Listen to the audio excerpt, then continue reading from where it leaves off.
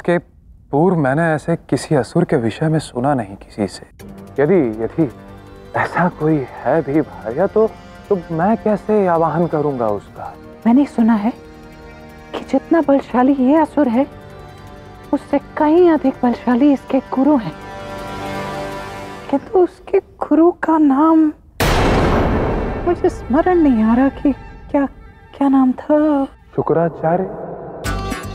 हाँ, यही नाम सुना था मैंने, शुक्राचार्य। क्या आप किसी प्रकार इनसे मिल सकते हैं? मैंने उनके विषय में केवल सुना है, कभी मिला नहीं उनसे। तो ढूंढिए ना कुमार, एकमात्र यही है जो कोलासुर का किसी भी क्षण आह्वान कर सकते हैं।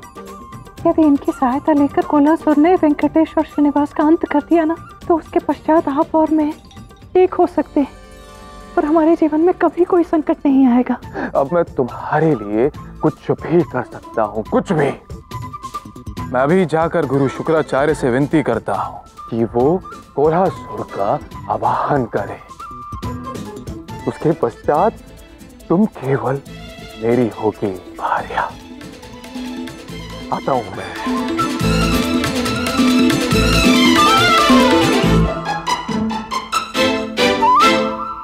हे महादेव, इस वासु को तो मैंने श्रीनिवास की बताई योजना को पूर्ण करने के लिए भेज दिया है, किंतु मैं यहाँ से इस कक्ष से कैसे निकलूंगा? वासु के सैनिक तो अभी भी यहीं पहरा दे रहे हैं। कोई तो मार्ग ढूंढना होगा। क्या करूं?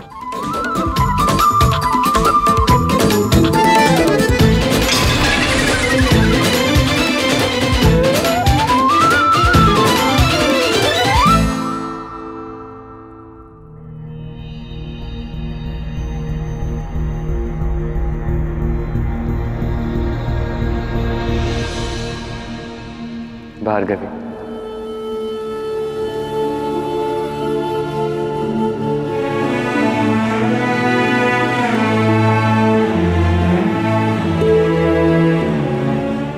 श्रीनिवास, तुम? हाँ, मैं प्रतियोगिता के दिन मिल नहीं पाया, इसलिए इस क्षण तुमसे मिलने आया हूं।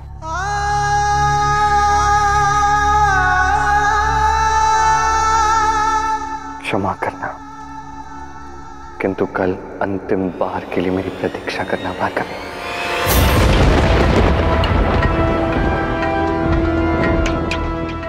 ब्रह्ममुहूर्त का स्वप्न। मन तो कर रहा है कि एक दिवस और रुक जाऊं, किंतु मैंने स्वयं वेंकटेश से कहा था कि आज सवेरे हम करवीरपुर छोड़कर निकल जाएंगे, किंतु करूं तो करूं क्या?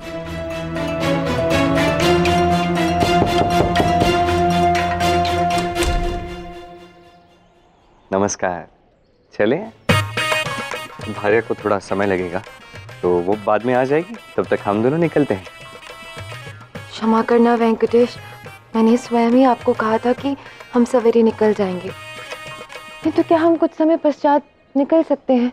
भार्या को भी साथ ले लेते हैं ना, अन्यथा वो बुरा मान जाएंगी। मुझे याद है भार्गवी, तुम्हारा प्रेम श्रीनिवास के लिए कभी समाप्त हो ही नहीं सकता। तुम सदैव श्रीनिवास की प्रतीक्षा करोगे। साले, कुछ समय पश्चात निकलना है, कुछ समय पश्चात निकलते हैं। इस कुछ समय में थोड़ी ना कोई बहुत बड़ी विपदा आने वाली है। ये तो नमस्कार।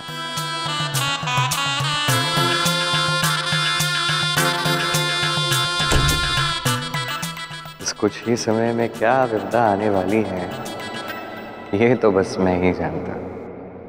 ओम नमः शिवाय, ओम नमः शिवाय। ये क्या महादेव, अभी कुछ क्षण पूर्व ही तो श्रीनिवास भार्गवी के साथ वेंकटेश के रूप में था और अब अपने कक्ष में पुनः श्रीनिवास। एक साथ दोनों स्थानों पे रहने का क्या कारण हो सकता है आपके आराध्य का? मैं भी आतुर हूं ये देखने के लिए कि अब आगे आराध्य क्या करते हैं।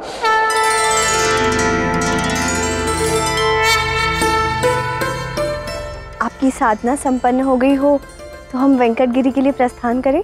साधना तो संपन्न हो गई है, किंतु साधना करते समय मुझे आभास हुआ कि कोई विशेष व्यक्ति हमसे भेंट करने यहाँ पधार रहा है। पद्मावती।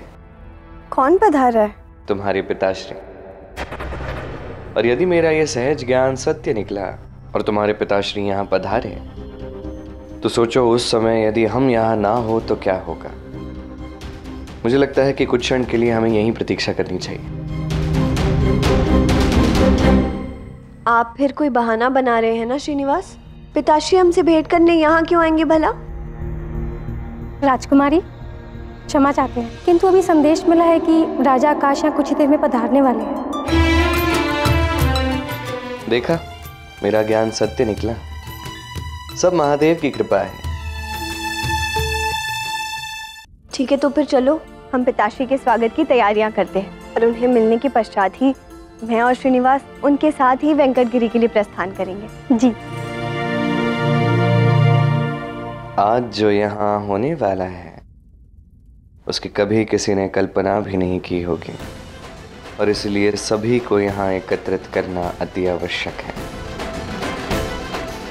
अब बस सब कुछ वैसा ही हो जैसा मैंने सोचा था।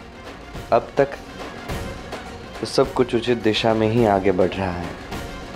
राजा आकाश भी यहाँ पहुँचते ही होंगे, ऋषि भृगु भी पहुँचते ही होंगे, और संभवतः वासु भी अपने निर्धारित लक्ष्य तक पहुँच ही चुका होगा। प्रणाम आचार्य। मैं राजकुमार वासु।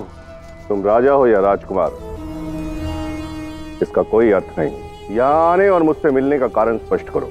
आप असुरों के गुरु हैं। मैंने एक विचित्र कथा सुनी है, एक असुर के विषय में, कोल्हासुर के विषय में।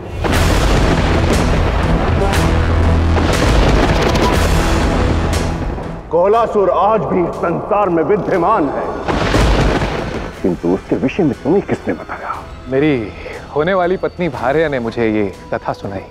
इस स्त्री ने तुम्हारे साथ छल किया है, क्योंकि मुझे और नारायण को छोड़कर किसी भी जीवित व्यक्ति को इस कथा के विषय में ज्ञात नहीं है।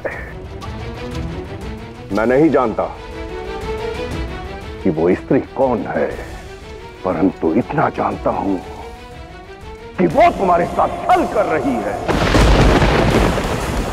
और यदि तुम्हें इस कथा के विषय में ज्ञात है तो इसका अर्थ ये है कि वो नारायण वहीं कहीं है, तुम्हारे आसपास है, जहां से तुम आए हो, परंतु तुम जानते नहीं कि वो कौन है। आर्या के रूप में वो अवश्य ही कोई योजना बना रहा